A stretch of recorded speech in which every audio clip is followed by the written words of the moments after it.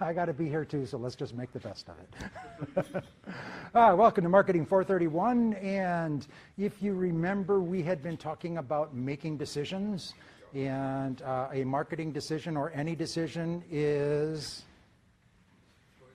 a choice. A choice between two options. That's like 80% on a multiple choice test. And there's one more element that's really important for choices. It seems that we don't have it for this election season. Yes? Neither bad nor good? Well, we don't know about that till after we're done. But a choice has two or more alternative actions. And yeah, man, I wish I'd paid attention. I might be splitting hairs here, but this is important.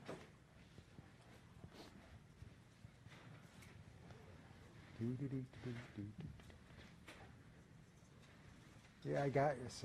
Okay, so conscious. It has to be a conscious choice. You can't just go by default. There has to be human brains involved in both setting up the alternatives and choosing which one. And then we had talked about the marketing information system and the various sources of information that are available, and the technology that manages the information, and then the people who use the information and the kind of decisions we use information for.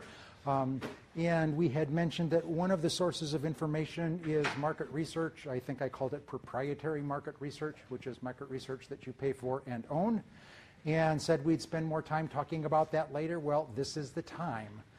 So we're going to be talking about the market research process. And again, this is a process that has been widely studied, validated in a lot of circumstances, seems to have a lot of credence to it. So we'll go talk about what it is and then the various stages. This is a textbook definition, or no, it's not.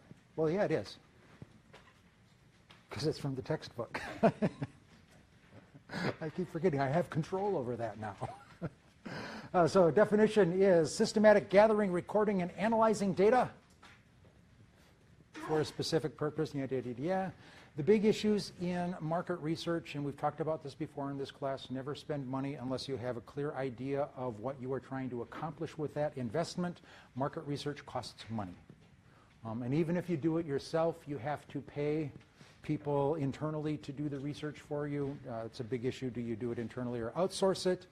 And one of the hidden costs with market research, or with a lot of managerial functions that people don't think about, is, remember, this is a conscious choice. There needs to be somebody on your side who's conscious, who's making that decision, which means that in addition to the cost of doing the research, there's the cost or the ability to have the managerial talent available to make the decision and then implement that. A lot of times when we budget, we forget that human beings have limited capabilities, and you can't just put everything on everybody's plate. And then the other issue is you're never going to get perfect information. You're never going to have enough time to do it. This is where I think that concept of the value of perfect information that we talked about the other day is helpful. It just gives you kind of a framework for how much is at risk and how much maximum you would be willing to invest to have good information, just kind of a starting point to make a decision as to whether or not to invest in proprietary research. This is the typical market research process. Start out by defining the problem, then you develop a plan, you collect the information, you analyze the stuff, and then you take action based on the results. Remember, market research is done to inform a decision, and a decision has two courses of action, and if you don't act, then you haven't done the research.